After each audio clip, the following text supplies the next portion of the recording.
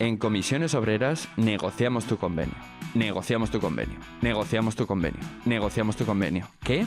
Que en Comisiones Obreras negociamos tu convenio. Comisiones Obreras. Negociamos tu convenio.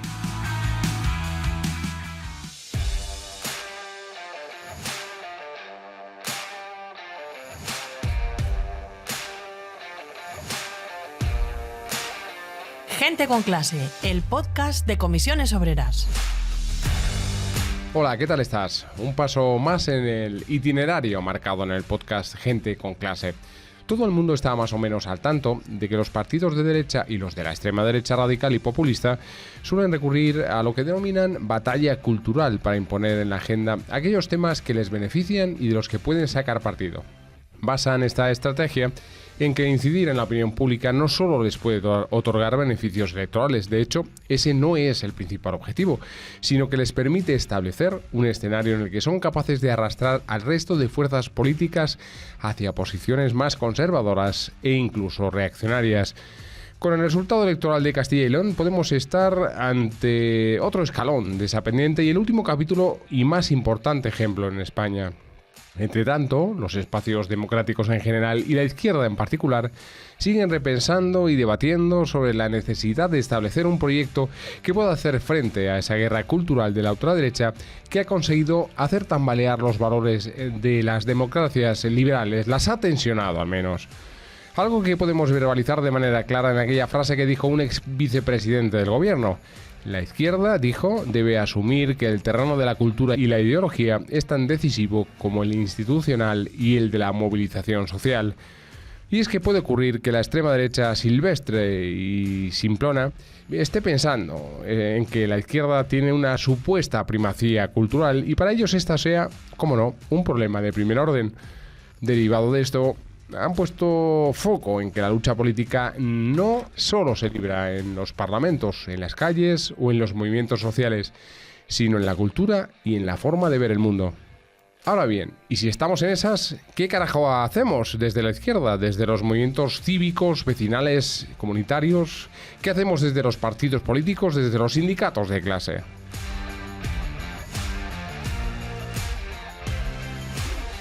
Saludos de José Julio Alonso, periodista del Gabinete Confederal de Comunicación de Comisiones Obreras, y de Miguel del Río, compañero del departamento y el soporte indispensable para que esto resulte más o menos bien cada capítulo de este Gente con clase. Yo os voy a contar algo que tiene que ver con lo que hablábamos y que me sucedió al poder empezar a trabajar en mi actual puesto en el sindicato. Me sorprendía muchísimo el ingente, el monumental caudal de inteligencia que atesoraba y generaba un sindicato de clase como este. Algo que supone una gran ventaja respecto a otras organizaciones y que a la vez nos somete a una exigencia constante para dar forma y organizar todo esto que produce el sindicato desde el conjunto de sus organizaciones. Y es que de verdad, cualquiera se sorprendería la cantidad de estudios, artículos, trabajos en profundidad que se producen y por ahí unimos con lo que decíamos al principio. Porque ¿no te parece obligado un esfuerzo desde el sindicato para organizar, dar forma y priorizar toda la información de valor que se produce en su seno? ¿No es una forma de plantarle cara al fascismo, librando con garantías esa batalla de las ideas, esa guerra cultural que se nos está planteando? A lo mejor nuestra responsabilidad con la sociedad en la que trabajamos y nuestra propia historia nos obliga.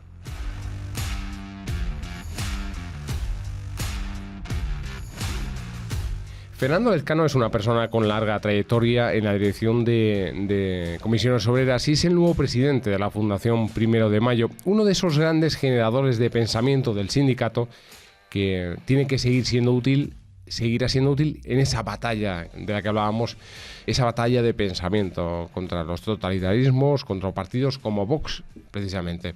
Fernando, ¿qué tal? Bien, encantado de estar con vosotros esta tarde. Ya se ha constituido formalmente el patronato y se ha procedido al nombramiento de los cargos de dirección. Es decir, esto está en marcha. Cuéntanos. Bueno, esto está en marcha desde el 1 de febrero, en el que efectivamente se formalizó la constitución del patronato y procedió tanto a nombrar al comité director, que deriva del propio patronato, como a los cargos que van a hacer un poquito del staff de la Fundación en la cotidianidad de sus trabajos. La presidencia, que recayó en quien nos habla, la dirección gerente, que la lleva Vicente López, la dirección de los estudios, que los lleva Pedro Linares, también dirigente hasta el último congreso de la Confederación, y secretaría y la tesorería. La secretaría que la lleva Baviano, que es una persona histórica dentro de la propia fundación, responsable del departamento de Chivo y memoria del sindicato, y la tesorería que la lleva María Cardeñosa, bien conocida de la organización, porque no en vano es la responsable de finanzas y administración de la Confederación. Ya se han planteado además las primeras iniciativas, supongo. Ya se ha planteado cómo van a ser los trabajos o los trabajos iniciales, o al menos, ¿no?, para esta nueva etapa, que tienen como prioridad servir a una mejor cualificación de las compañeras y compañeros que forman el activo del sindicato. ¿Cómo se va a vincular con el día a día de la organización? Mira, los estatutos de la Fundación, que además han sido renovados en diversos momentos al calor de diversos avatares de la propia Fundación, pues cuando se fusionó con Paz y Solidaridad, cuando 4 federaciones decidieron que sus respectivas fundaciones pasasen a ser institutos de la Fundación 1 de Mayo, y ahora particularmente cuando se ha fusionado Forem, Istas y la 1 de Mayo, se han dado forma a los últimos estatutos, y los últimos estatutos tienen, dentro de un largo catálogo de tareas, una que lo sintetiza todas: es contribuir a la cualificación ideológica del activo del sindicato, con la finalidad de que las tareas que desempeñan en su representación de los trabajadores y trabajadoras cotidianamente siempre esté nutrida por los valores que impregnan a las comisiones obreras. Y eso se tiene que hacer a través de estudios, de investigaciones, que generen a su vez jornadas, encuentros, seminarios, que a su vez deriven en publicaciones, en información que fluya por el conjunto de la organización, es decir, darle instrumentos a los compañeros y compañeras que forman parte de lo que denominamos el activo del sindicato, para que ese quehacer cotidiano sepa de dónde viene, sepa dónde está y sepa dónde quiere ir. Por otra parte, también habéis hecho una referencia en el debate de las ideas que recorre el conjunto de la sociedad, habéis hecho alusión a fenómeno Vox, me imagino que por la inmediatez de las elecciones de Castilla y León. Claro, es que por otra parte, el 12 Congreso de la Confederación Sindical de Comisiones Obreras, en su prioridad 1, cuando habla precisamente de la disputa, de la hegemonía cultural en nuestra sociedad, encomienda a la Fundación 1 de Mayo ser un poco la punta de lanza del movimiento sindical en esa disputa de las ideas. Por tanto, más allá de la cualificación a la que antes me refería del activo sindical, la Fundación tiene una nueva misión encomendada por el Congreso, que es el de participar en el conjunto social del debate que en cada momento esté encima de la mesa, y, como es obvio, desde la perspectiva ideológica de las comisiones obreras, que se sitúa claramente en la izquierda social, para, cuando menos, aparecer en el escenario, equilibrar, porque ahora está profundamente desequilibrado a favor de esta marea reaccionaria, y con vocación, además, de ganar esa batalla de las ideas. Claro, es que llevamos 40 años de un panorama en España, Fernando, absolutamente dominado, creo yo, desde el lado lobista, desde el campo de la influencia social, de los medios de comunicación, de la absorción y expresión de ideas, de un pensamiento profundamente individualista y profundamente neoliberal. Yo creo que el objetivo debe ser ese contrapeso del que te referías, pero lo que no sé es la potencia de fuego que va a tener la Fundación, es decir, qué potencialidades económicas, en primer lugar, porque sin pana no hay traje, va a tener. Es decir, ¿con qué vamos a contar? Bueno, no te rías, que sabes que eso es lo fundamental. No, sí, hombre, permíteme que me ría porque...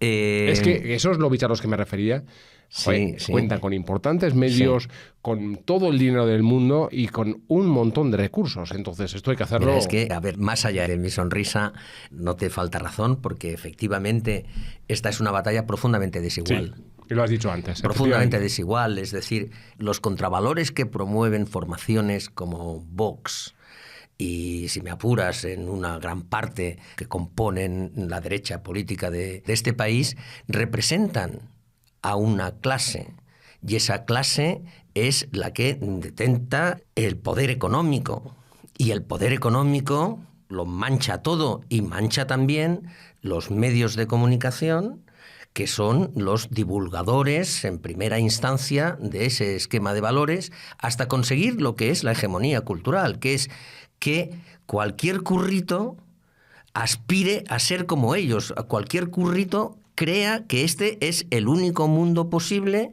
y que se tiene que resignar y que tiene que pisar al de al lado a ver si consigue hacerse con una fortuna y vivir del cuento, ¿no? Es decir, eso es tan patético como cierto, y efectivamente es una batalla profundamente desigual.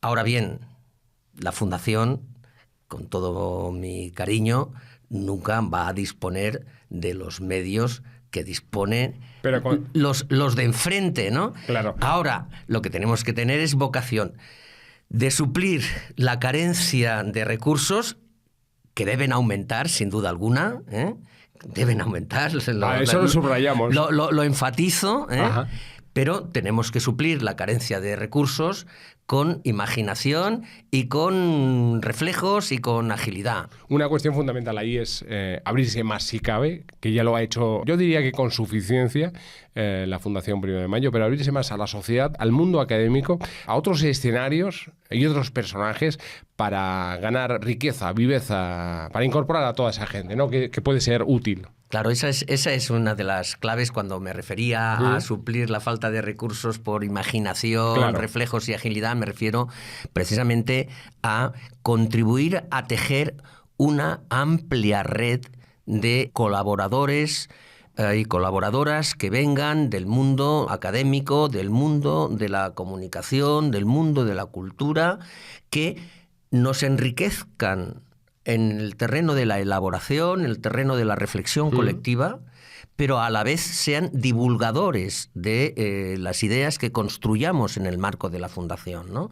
Es decir, si logramos convertir a la Fundación en lo que nos gustaría, ¿no? Es decir, ese centro de reflexión permanente, ese centro de creación, de pensamiento, con la colaboración de esta red a la que me estoy refiriendo, luego necesitamos que eso trascienda y, por tanto, necesitamos unas voces muy plurales para que llegue hasta los últimos rincones. Y mira, no tendrás el monopolio de un medio de comunicación tan potentes como los que conocemos convencionalmente, pero solo que tuvieses tertulianos, solo que tuvieses columnistas en los periódicos, solo que tuvieses estas personas que tienen tantas habilidades en el manejo de las redes sociales y se convierten en referentes y tal, que por una parte se escapan del pensamiento dominante y por otra parte empiezan a ser portavoces del pensamiento alternativo, ya conseguiríamos mucho, porque el problema de hoy en día no es solamente que los canales de comunicación estén controlados por quien están controlados, sino que parece que todo el mundo se va resignando a que esto es así y no se puede hacer gran cosa más. No, se pueden hacer muchas cosas más, las tenemos que organizar y sobre todo las tenemos que dar voz para que se escuche algo más de lo que se escucha habitualmente. Pues no nos resignemos. Que sea lo último que hagamos, ¿eh? Por supuesto. Pero tienes un marrón interesante. Quiero decir que antes de abrir los micrófonos estábamos hablando de la montaña, de lo bonito que es suplir el exceso de responsabilidad con el gusto de seguir participando en el sindicato que ha sido la casa de Fernando durante los últimos decenios. Pero claro, tenemos ese marrón y un trabajo ingente por delante. Primero, en cuanto a lo que nos es propio, es decir, la mejora constante de las condiciones materiales y de trabajo de la gente. Eso ahora te compete menos, pero sigues con esa inquietud y eso se traslada a la Fundación, por supuesto, en todo el trabajo que hemos descrito, ¿no? Pero también un segundo aspecto que ya se relaciona mucho más, es ese aspecto sociolaboral del sindicalismo de clase. Y ahí entronca con lo que hablábamos de la extrema derecha y todas estas cuestiones.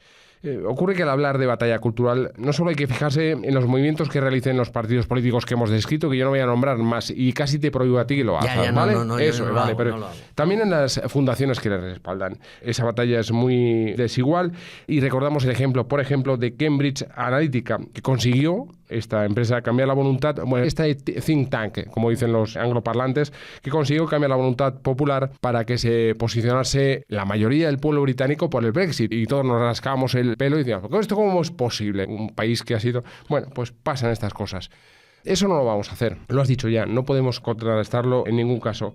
Pero se me ocurre que si seguimos contando con gente valiosa, como ha contado hasta ahora la Fundación, y sumamos a todos esos colectivos que has descrito anteriormente, algo podemos hacer. ¿Cómo ves tú la Fundación dentro de 3 años? Pongamos ya casi al final del siguiente periodo.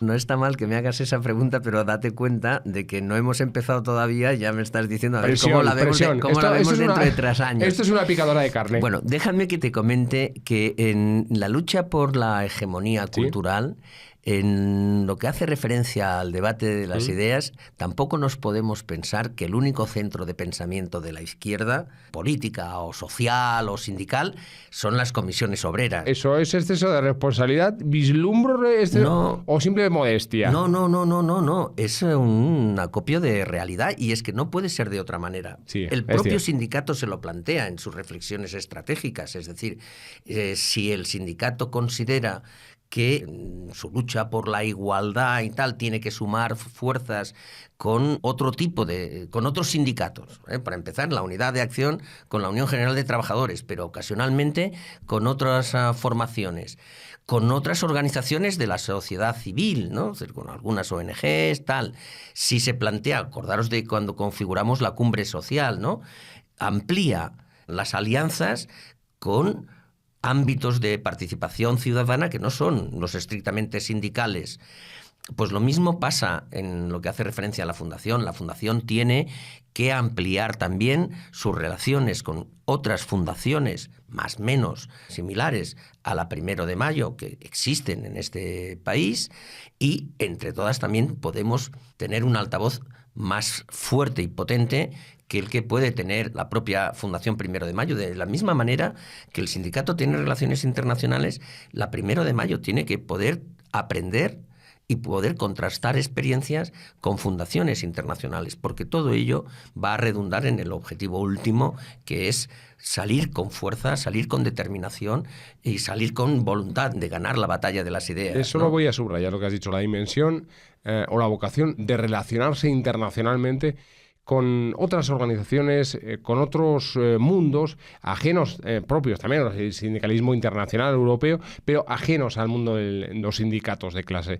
Bueno, eso tú lo impones tú, eso no me digas que lo has mencionado tú. ¿Lo has mencionado tú? Nos lo hemos propuesto nosotros, sí, pero va en la dirección de que no podemos pensarnos que los únicos que contestan la hegemonía del pensamiento conservador es la Fundación 1 de Mayo. La disputa la Fundación 1 de Mayo, pero considero, con lo poco que pueda conocer de ello, que las fundaciones que tiene la Unión General de Trabajadores tendrán la misma vocación, de la misma manera que hay otro tipo de fundaciones que se mueven más o menos en el espectro en el que nosotros nos movemos, con la que también podemos sumar esfuerzos, ¿no? Está claro. Y en cualquier caso, te contesto a cómo nos vemos dentro de 3 años. Eso es. Mira, yo me daría por satisfecho si pudiésemos conseguir una tupida red de colaboradores que nos ayuden a generar bagaje para la organización. Masa crítica.